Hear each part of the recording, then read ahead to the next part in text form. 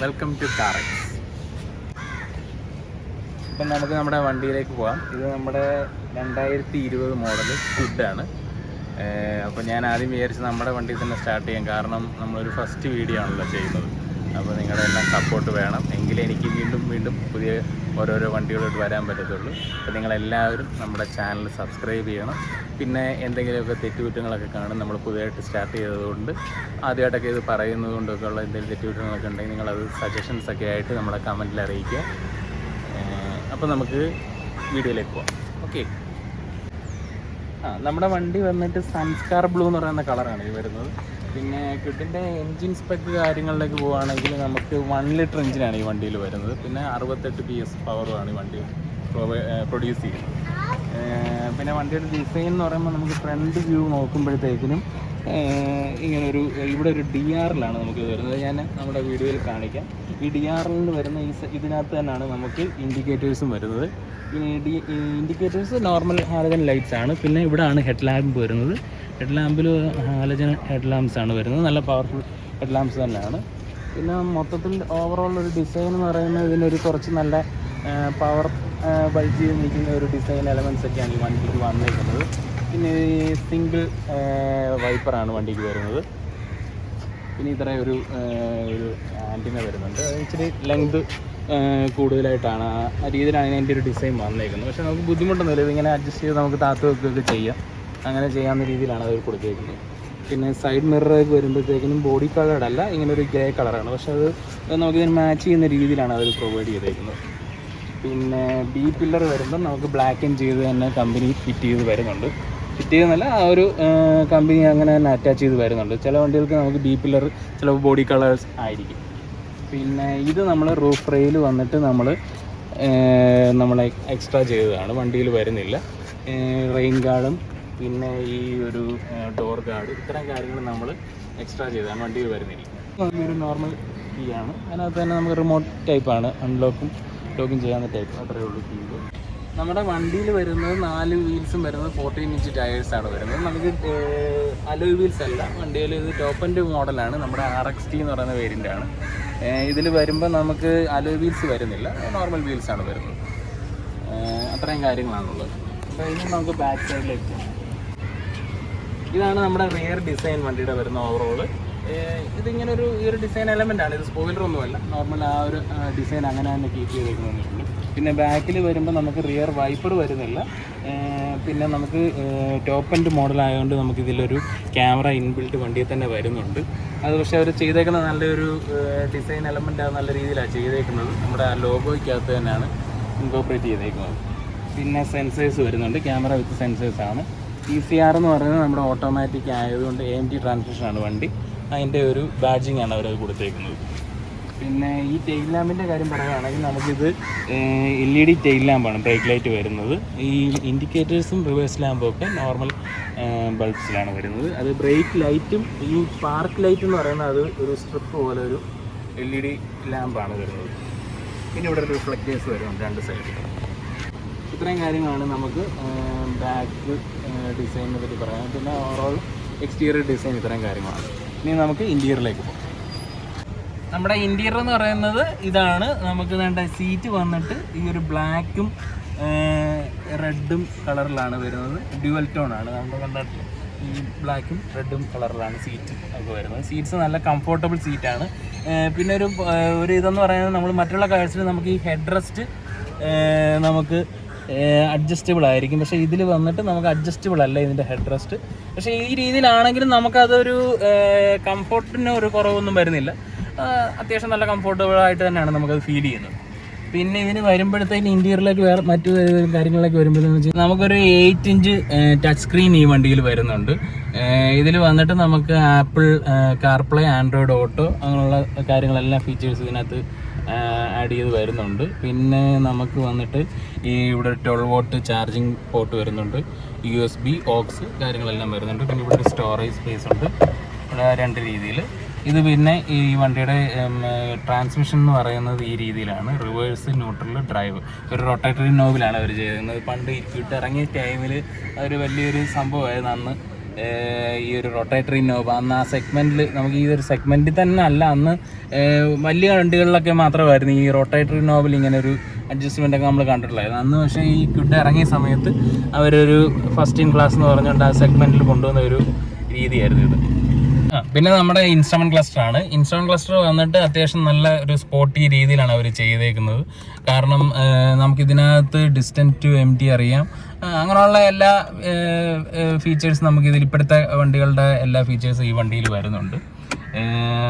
ഇപ്പം നമ്മുടെ വണ്ടി ഓടിയേക്കുന്നത് 63,000 കിലോമീറ്ററോളം വണ്ടി ഇപ്പോൾ ഓടിയിട്ടുണ്ട്. സി വെൻസ് ഒക്കെ വരുന്നുണ്ട് ഈ രീതിയിലാണ്. ഇങ്ങനെ നമുക്ക് ക്ലോസ് ചെയ്യുകയൊക്കെ ചെയ്യാം. ഇപ്പോഴത്തെ നോർമൽ രീതിയിൽ ഇപ്പോൾ എല്ലാ കാഴ്ചയിലും ഇത് ഇങ്ങനത്തെ രീതിയിൽ തന്നെയാണ് വരുന്നത്. ഓരോ ഡിസൈൻ എലമെൻറ്റ്സ് മാറി വരും എന്നുള്ളതേ ഉള്ളൂ. പിന്നെ ഇവിടെ നമുക്കൊരു സ്റ്റോറേജ് സ്പേസ് ഉണ്ട്, എല്ലാ വണ്ടികൾക്കും ഉള്ള പോലെ തന്നെ ഗ്ലൗ ബോക്സ്, പിന്നെ ഡോർ പോക്കറ്റ്സുകളാണ് നമുക്കിവിടെ കാണുന്നത്. ഇത് അത്യാവശ്യം നമുക്ക് ഒരു 2 ലിറ്റർ വാട്ടർ ബോട്ടിലൊക്കെ വെക്കാവുന്ന രീതിയിലാണ് ചെയ്തേക്കുന്നത്. പിന്നെ നമുക്ക് വേണ്ട ഇതൊരു വലിയൊരു ഉപകാരപ്രദമായിട്ടുള്ളൊരു കാര്യമാണ്, അധികം വണ്ടിയിൽ നമ്മളങ്ങനെ കണ്ടിട്ടില്ല. ഈ ടിക്കറ്റ് ഹോൾഡർ അത് ഈ ഒരു കൊച്ചു വണ്ടിയിൽ അവരത് അത്യാവശ്യം എല്ലാ കാര്യങ്ങളും അവർ ആഡ് ചെയ്ത കൂട്ടത്തിൽ ഇതൊന്നും മിസ്സാക്കാതെ അവർ മാക്സിമം ആ കാര്യങ്ങളൊക്കെ റിനോൾട്ട് ചെയ്തിട്ടുണ്ട്. പിന്നെ നമുക്ക് വേണ്ട ഇതിൻ്റെ ഔട്ട്സൈഡ് റിയർ വ്യൂ മിറർ വരുന്നത് നമുക്ക് ഇലക്ട്രോണിക്കലി അല്ലെന്നുള്ളതാണ് ഇതിൻ്റെ ഒരു ചെറിയൊരു പോരായ്മ വരുന്നത്. ഇത്രയും കാര്യങ്ങളൊക്കെ കൂട്ടി അവർ ആഡ് ചെയ്ത് വരുമ്പോൾ പിന്നെ അതിൻ്റെ ഭാഗമായിട്ട് ചില പോരായ്മകൾ എല്ലാ വണ്ടികൾക്കും ഉണ്ടാവുമല്ലോ എന്ന് പറയുന്ന പോലെ. പക്ഷേ ഇതൊരു അത്ര പ്രശ്നമല്ല എങ്കിലും ഇപ്പം എല്ലാ വണ്ടികൾക്കും ഇത് ഇലക്ട്രോണിക്കലി ആണ് വരുന്നത്. പക്ഷെ നമുക്ക് പണ്ടത്തെ ഒരു രീതിയിലാണ് ഇത് അഡ്ജസ്റ്റ് ചെയ്യുന്നത്. പിന്നെ നമ്മുടെ ഈ മിററൊക്കെ അത്യാവശ്യം നല്ലൊരു സ്പോർട്ടി നേച്ചറിൽ അവർ ചെയ്തിട്ടുണ്ട്. നല്ല ഒരു ചെറിയ ഷേപ്പാണ് ചെയ്തേക്കുന്നത്.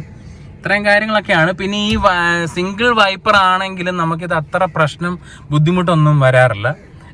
കാരണം നമ്മൾ എത്ര വലിയ മഴ വന്നാലും അതിൻ്റെ സ്പീഡൊക്കെ അഡ്ജസ്റ്റ് ചെയ്ത് പോകും. പിന്നെ വലിയൊരു വൈപ്പറാണ് അത് അവർ കൊടുത്തേക്കുന്നത്, അത്ര ബുദ്ധിമുട്ടില്ലാത്ത രീതിയിലാണ്. ഇനി സ്പീക്കേഴ്സ് നമുക്ക് ഇവിടെയാണ് വരുന്നത് ഫ്രണ്ടിലത്തെ. ഈ സ്പീക്കേഴ്സ് അത്യാവശ്യം കുഴപ്പമില്ല, നോർമൽ ക്വാളിറ്റി അത്രയേ ഉള്ളൂ. അതിനകത്ത് വലിയൊരു ഇതൊന്നും പറയാനില്ല. അത്യാവശ്യം നല്ല രീതിയിൽ നമുക്ക് സോങ്സ് ഒക്കെ കേട്ട് പോകാൻ പറ്റും. ഇനി നമുക്ക് റിയർ സീറ്റ് നോക്കാം. യെസ്, ഇതാണ് നമ്മുടെ റിയർ സീറ്റ് വരുന്നത്. ഇവിടെ നമുക്ക് അത്യാവശ്യം കുഴപ്പമില്ല. 5 പേർക്ക് നമുക്ക് ഈ വണ്ടിയിൽ ഇരിക്കാൻ പറ്റത്തില്ല, 4 പേർക്ക്. അതായത് എന്നെപ്പോലുള്ള ആൾക്കാർക്കാണെങ്കിൽ ഒരു 4 പേർക്കൊക്കെ നല്ല കംഫർട്ടബിളായിട്ട് 4 പേർക്ക് ഇരിക്കാം. പിന്നെ നല്ല വലിയിട്ടുള്ളവർക്കാണെങ്കിൽ 5 പേർക്ക് ഇരിക്കാം. ഞാൻ നമ്മുടെ ഒരു നോർമൽ സൈസ് വെച്ച് പറഞ്ഞതാണ് 4 പേർക്കെന്ന്. 4 പേർക്ക് നല്ല കംഫർട്ടബിളായിട്ട് ഈ വണ്ടിയിലിരിക്കാം. ബാക്ക് സീറ്റിൽ നമുക്ക് വേറെ അങ്ങനെ നമുക്ക് റിയർ വെൻറ്റ് AC വെൻറ്റോ അങ്ങനെയുള്ള കാര്യങ്ങളൊന്നും വരുന്നില്ല. ഇവിടെ നമുക്ക് ഈ റിയറിൽ AC വെൻറ്റിൻ്റെ ഒരു ഇല്ലെങ്കിലും നമുക്ക് പക്ഷെ നല്ല രീതിയിൽ ഇതിൻ്റെ AC നല്ല പവർഫുള്ളാണ്. അതുകൊണ്ട് നമുക്ക് AC വെൻറ്റിൻ്റെ ഒരു ആവശ്യകത വരുന്നില്ല. നല്ല പവർഫുള്ളായിട്ടുള്ളൊരു AC ആണ് ബാക്കിൽ വരുന്നത്. സീറ്റ് ബെൽറ്റും കാര്യങ്ങളെല്ലാം നമുക്കിവിടെ വരുന്നുണ്ട്. പിന്നെ ബാക്കിലത്തെ ഗ്ലാസ് കാണിക്കുകയാണെങ്കിൽ നമുക്കിവിടെ ഡീഫോഗേഴ്സ് വരുന്നില്ല, നോർമൽ ഗ്ലാസ് ആണ് വരുന്നത്. പിന്നെ ഇവിടെ ഒരു പാഴ്സൽ ട്രേ വരുന്നുണ്ട്. ഇത്രയും കാര്യങ്ങളാണ് നമുക്ക് വരുന്നത്. ഇവിടെ അത്യാവശ്യം നമുക്ക് കംഫർട്ടബിളായിട്ട് നമുക്ക് ഇവിടെ ഇരിക്കാം, കുഴപ്പമൊന്നുമില്ല. ഇതിപ്പോൾ ഞാൻ എൻ്റെ സീറ്റിംഗ് പൊസിഷനിലാണ് സീറ്റ് നല്ലപോലെ ഇറക്കിയിട്ടേക്കുക. എന്നിരുന്നാൽ പോലും നമുക്ക് വേണ്ടൊരു ഒരു 3 ഫിംഗേഴ്സിൻ്റെ ഒരു രീതിയിലുള്ള ഒരു സ്പേസ് നമുക്ക് കിട്ടുന്നുണ്ട്. നമുക്ക് കംഫർട്ടബിളായിട്ട് എനിക്കിവിടെ ഇരിക്കാം. ഇത്രയാണ് ഈ ബാക്ക് സീറ്റിലെ കാര്യങ്ങളൊക്കെ ഉള്ളൂ. ഇനി നമുക്ക് ഈ വണ്ടിയുടെ ബൂട്ടൊന്ന് കാണിക്കാം. ഇത് 279 ലിറ്ററാണ്. ഇവിടെയാണ് പാസൽ ട്രേ വരുന്നത്. പാസൽ ട്രേ നമുക്ക് റിമൂവബിൾ ആണ്. പിന്നെ ഞാനൊരു കാര്യം കാണിക്കും. ഈ വണ്ടിയുടെ ഒരു പ്രത്യേകതയാണ്, ഇവിടെ ഒരു 12 വാട്ട് ചാർജിങ് പോയിന്റ് വരുന്നുണ്ട്. നമുക്ക് ബാക്കിൽ സീറ്റിൽ ഇരിക്കുന്നവർക്ക് ഇതൊരു നല്ലൊരു ഫീച്ചറാണ്. ഈ വണ്ടിയിൽ അങ്ങനെയുള്ള കുറച്ച് കാര്യങ്ങൾ ഈ നല്ല രീതിയിൽ അവർ ആലോചിച്ച് ചെയ്തിട്ടുണ്ട്. അത് വലിയൊരു കാര്യം. കാരണം ഇങ്ങനെയുള്ള വണ്ടികളിലൊന്നും ബാക്കിലൊന്നും അങ്ങനെ ഒരു പ്രത്യേക ഒരു ചാർജിങ് പോർട്ടൊന്നും കൊടുക്കുന്നതല്ല. അവിടെ നമുക്കൊരു 12 വാട്ട് ചാർജിങ് പോയിന്റ് കൊടുത്തേക്കുന്നത് നല്ലത്. ഇത്രയാണ് ഇതിൻ്റെ ഡീറ്റെയിൽസ്. 279 ലിറ്ററാണ് ബാക്കിൽ വരുന്ന ബൂട്ട് സ്പേസ്. ഈ ഒരു വണ്ടിക്ക് നമുക്ക് നല്ല ഒരു ബൂട്ട് സ്പേസ് ആണ് അവർ കൊടുത്തേക്കുന്നത്. ഓക്കെ, നമുക്ക് ഇനിയിപ്പം നമുക്ക് യൂസർ എക്സ്പീരിയൻസിലേക്ക് പോകാം. നമുക്ക് യൂസർ എക്സ്പീരിയൻസ് എന്ന് പറയുമ്പോൾ നമുക്ക് ഈ വണ്ടിയും കൊണ്ട് പോയിട്ടുള്ള 1-2 സ്ഥലങ്ങൾ പറയാം. മെയിനായിട്ട് ഞങ്ങൾ പോയി വണ്ടിയായിട്ട് ഞങ്ങൾ ലഡാക്ക് റോഡ് ട്രിപ്പ് നടത്തിയായിരുന്നു. അത് ഞങ്ങൾ 4 പേരുണ്ടായിരുന്നു. നമുക്ക് നല്ല കംഫർട്ടബിളായിട്ട് പോയിട്ട് വരാൻ പറ്റി. ഇവിടുന്ന് നമുക്കൊരു വൺ സൈഡ് നമുക്ക് കൊച്ചിയിൽ നിന്ന് എനിക്കൊന്ന് ഓൾമോസ്റ്റ് 4500 അടുത്ത് വൺ സൈഡ് തന്നെ കിലോമീറ്റർ ഉണ്ട്. ഞങ്ങൾക്ക് യാതൊരുവിധ ബുദ്ധിമുട്ടുമില്ല. അതായത് ഓട്ടോമാറ്റിക് ആയതുകൊണ്ട് ആ ഒരു പ്രശ്നവും ഇല്ലായിരുന്നു. AMT ട്രാൻസ്മിഷനാണ്, നിങ്ങൾക്ക് അറിയാവുന്ന പോലെ AMT ട്രാൻസ്മിഷനാണ് വണ്ടിക്ക്. പക്ഷേ എന്നിരുന്നാലും നമുക്ക് യാതൊരു ബുദ്ധിമുട്ടുമില്ല. പിന്നെ ഈ വണ്ടിയുടെ ഒരു വലിയ പ്രത്യേകത എന്ന് പറഞ്ഞു കഴിഞ്ഞാൽ ഈ വണ്ടി അന്ന് ഉണ്ടാക്കിയേക്കുന്നത് ഇതൊരു SUV ഒരു സ്റ്റാൻസ് രീതിയിലാണ് ഈ വണ്ടിയുടെ ഒരു ഡിസൈൻ വന്നേക്കുന്നത്. അതുകൊണ്ട് തന്നെ ഈ വണ്ടിക്ക് അത്യാവശ്യം നല്ല ഗ്രൗണ്ട് ക്ലിയറൻസ് ഉണ്ട്. മറ്റുള്ള ഒരു ഹാച്ച് ബാക്ക് പോലല്ല ഈ വണ്ടി, അത്യാവശ്യം നല്ല ഗ്രൗണ്ട് ക്ലിയറൻസ് ഉള്ളതുകൊണ്ട് നമുക്ക് ആ ലഡാക്ക് ഡ്രൈവ് ഒക്കെ ആ കർദുങ്ങലൊക്കെ ഞങ്ങൾ ആ കർദുങ്ങല വരെ ഞങ്ങൾ പോയിരുന്നു. കർദുങ്ങലെന്ന് പോയപ്പോൾ നമുക്ക് അടി തട്ടു അങ്ങനെയുള്ള ഒരു പ്രശ്നങ്ങളും ഈ വണ്ടിയിൽ നിന്ന് ഉണ്ടായിട്ടില്ല. വളരെ സേഫായിട്ട് പോയിട്ട് വരാൻ പറ്റി. എൻ്റെ മോൾക്ക് അന്ന് 2 വയസ്സായിരുന്നു. അന്ന് കുഞ്ഞുമായിട്ടാണ് ഞങ്ങൾ പോയത്. ഞങ്ങൾ അപ്പ് ആൻഡ് ഡൗൺ ഇപ്പോൾ ഏകദേശം എനിക്കൊന്ന് 9000 അടുത്ത് കിലോമീറ്റേഴ്സ് വരും. നമ്മൾ വളരെ ഹാപ്പി ആയിട്ട് നമ്മൾ പോയിട്ട് വന്ന് നമുക്ക് ആർക്കും യാതൊരു ബുദ്ധിമുട്ടും ഇല്ലായിരുന്നു. എനിക്കാണെങ്കിൽ അത്യാവശ്യം ഇച്ചിരി സൈസ് ഉള്ളതുകൊണ്ട് നമുക്ക് അങ്ങനെ ഒരു ബുദ്ധിമുട്ടൊന്നും ഫീൽ ചെയ്തില്ല. വണ്ടി ഓടിക്കുമ്പോഴാണെങ്കിലും അങ്ങനെയുള്ള പ്രശ്നങ്ങളൊന്നും ഉണ്ടാകില്ല. അത്യാവശ്യം കുഴപ്പമില്ലാത്ത ഒരു കംഫർട്ടബിൾ ഡ്രൈവ് ആയിരുന്നു വണ്ടി തന്നിരുന്നത്. നമുക്ക് അങ്ങോട്ടൊക്കെ നമ്മളിപ്പോൾ ആ ഒരു ഭാഗത്തൊക്കെ അത്യാവശ്യം മോശപ്പെട്ട റോഡ്, നിങ്ങൾക്ക് അറിയാമല്ലോ, മോശപ്പെട്ട റോഡുകളും കാര്യങ്ങളൊക്കെ ഉണ്ട്. പക്ഷേ ആ ഭാഗത്തൊക്കെ നമുക്ക് ഈ വണ്ടിക്കൊരു അത്യാവശ്യം നല്ല ഗ്രൗണ്ട് ക്ലിയറൻസ് ഉള്ളതുകൊണ്ട് നമുക്ക് വലിയ ബുദ്ധിമുട്ടൊന്നും ഉണ്ടാകാതെ തിരിച്ച് വരാൻ പറ്റി. പിന്നെയാണ് ഈവൻ ഒരു ടയർ പഞ്ചർ ആകുകയും ചെയ്തിട്ടില്ല. അതാണ് നമുക്ക് യൂസർ എക്സ്പീരിയൻസിൽ ആദ്യം പറയാനുള്ള ഒരു കാര്യം എനിക്ക്. പിന്നെ നമുക്ക് വേറൊരു കാര്യം പറയാനുള്ളതെന്ന് വെച്ച് കഴിഞ്ഞാൽ, ഞങ്ങൾ റീസെൻ്റ്ലി പിന്നെ ഈ വണ്ടിയെ തന്നെ വീണ്ടും മുംബൈ പോയി. അപ്പോൾ അങ്ങനെയൊക്കെ ഞങ്ങൾ ഈ വണ്ടിയിൽ അങ്ങനെയുള്ള കുറേ ഡ്രൈവുകൾ നടത്തിയിട്ടുണ്ട്. ഈ വണ്ടിയിൽ 62,000 കഴിഞ്ഞു. ഓൾമോസ്റ്റ് ഇപ്പോൾ 63,000 കിലോമീറ്ററാണ് ഈ വണ്ടി ഇപ്പം നിൽക്കുന്നത്. ഈ 63,000 കിലോമീറ്ററിൻ്റെ ഇടയിൽ നമ്മളിപ്പം സർവീസ് എന്ന് പറഞ്ഞാൽ ഈ വണ്ടിക്ക് ഓരോ 10,000 കിലോമീറ്റേഴ്സ് കൂടുമ്പോഴാണ് സർവീസ് വരുന്നത്. സർവീസ് കോസ്റ്റിനെ പറ്റി പറയുകയാണെങ്കിൽ നമുക്ക് അങ്ങനെ വലിയ ഭീകരമായ എമൗണ്ട് ഒന്നും വരുന്നില്ല. അറൗണ്ട് എനിക്ക് തോന്നുന്നത് ഫസ്റ്റ് സെക്കൻഡ് സർവീസ് ഒക്കെ വളരെ ചീപ്പാണ്. അതൊരു എനിക്ക് തോന്നുന്നു ഒരു 3,000 ആ റേഞ്ചൊക്കെ അങ്ങോട്ടേ വരത്തുള്ളൂ. 2,500 3,000 ഒക്കെ വരും. അത് കഴിഞ്ഞ് പിന്നെ നമുക്ക് വരുന്ന ഒരു മെയിൻ സർവീസ് എന്ന് പറയുന്നത് 40,000. അത് വരുമ്പോൾ നമുക്കൊരു 8,000 to 10,000 ആ ഒരു റേഞ്ചിൽ നമുക്ക് കോസ്റ്റ് വരാറുണ്ട്.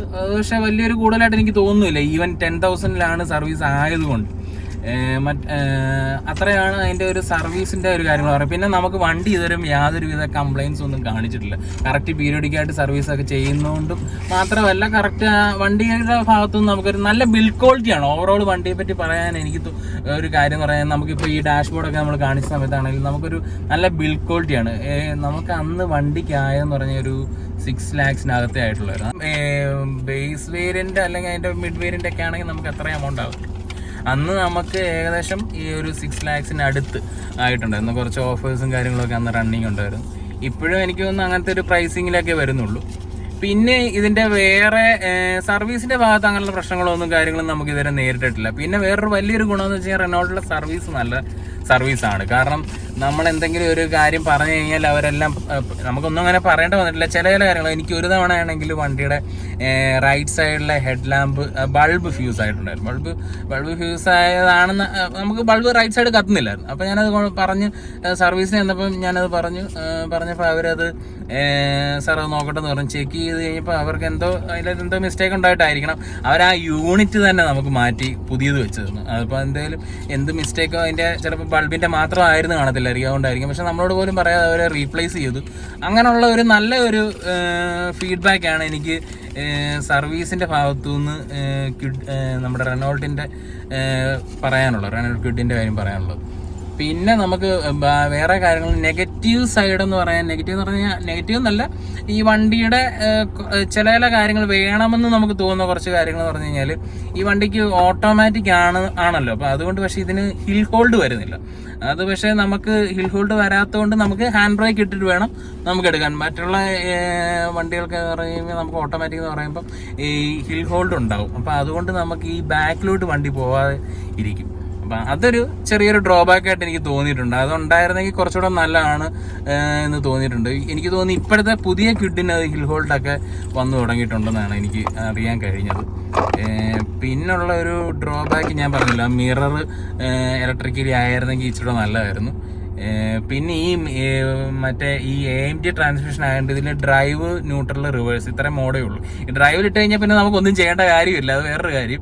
പക്ഷേ നമ്മൾ ഈ ലോങ് സ്ട്രെച്ചൊക്കെ ഓടിക്കുന്ന സമയത്ത് നമുക്കൊരു മാനുവൽ മോഡ് ഉണ്ടായിരുന്നെങ്കിൽ എന്ന് തോന്നുന്ന രീതിയിലേക്ക് തോന്നാറുണ്ട്. പക്ഷേ നമുക്ക് അത് ഉണ്ടായിരുന്നെങ്കിൽ കൊള്ളായിരുന്നു എന്ന് തോന്നുന്നുണ്ട്.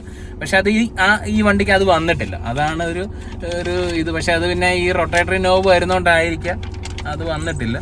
അതാണ് പിന്നൊരു ഇതായിട്ടുള്ളത് നമുക്കുള്ളത്. പിന്നെ വേറെ കാര്യങ്ങൾ പറയാനായിട്ട് നമുക്ക് പ്രത്യേകിച്ചൊന്നും ഈ വണ്ടിയിലില്ല. പിന്നെ AMD ട്രാൻസ്മിഷൻ എല്ലാവരും പറയും AMD ട്രാൻസ്മിഷൻ ഭയങ്കര ലാഗായിരിക്കും, അങ്ങനെയുള്ള ആളുകൾ, അങ്ങനെ കുറേ ആൾക്കാർ പറയാറുണ്ട്. പക്ഷേ എനിക്ക് ഈ വണ്ടി ഈ AMD ലാഗ് എന്ന് പറയുന്നത് നമ്മൾ ഓവറായിട്ട് ഫ്ലോർ ചെയ്യാതെ വണ്ടി ഓടിച്ച് കഴിഞ്ഞാൽ അത് കറക്റ്റ് രീതിയിൽ ഫ്ലോർ ചെയ്ത് വണ്ടി ഓടിച്ചാൽ നല്ല പിക്കപ്പ് കിട്ടും നമുക്ക്. അല്ലാതെ നമ്മൾ ഒരു ടോർക്ക് കൺവേർട്ടറോ അല്ലെങ്കിൽ ഒരു DSC ഗിയർ ബോക്സ് ഒക്കെ, അതൊക്കെ ഒരു ഹൈ എൻഡ് ഗിയർ ബോക്സ്, ആ ഗിയർ ബോക്സ് നമ്മൾ അപ്ലൈ ചെയ്യുന്ന പോലെ നമ്മൾ ഇതിൽ AMDയിൽ നമ്മൾ കാല് കൊടുത്താൽ അത് റെസ്പോണ്ട് ചെയ്തില്ല. പക്ഷേ എനിക്ക് ഇത്രയും കിലോമീറ്റേഴ്സ് ഒക്കെ ഞാൻ വണ്ടി ഓടിച്ചിട്ട് എനിക്ക് ലാഗുണ്ട്, AMDയുടെ ലാഗുണ്ടില്ലെന്ന് നമ്മൾ പറയുന്നില്ല. പക്ഷേ എങ്കിലും അത്യാവശ്യം വലിയ കുഴപ്പമില്ല, മാനേജബിൾ ആണ് നമുക്ക് വണ്ടി എന്ന് വേണം പറയാൻ. പിന്നെ AMD ആയതുകൊണ്ട് തന്നെ നല്ല മൈലേജാണ് ഈ വണ്ടിക്ക്. ഓൾമോസ്റ്റ് സിറ്റി ഡ്രൈവുകളിലൊക്കെ എനിക്ക് എങ്ങനെ പോയാലും ഒരു 16-15 ആ റേഞ്ചൊക്കെ മൈലേജ് കിട്ടാറുണ്ട്.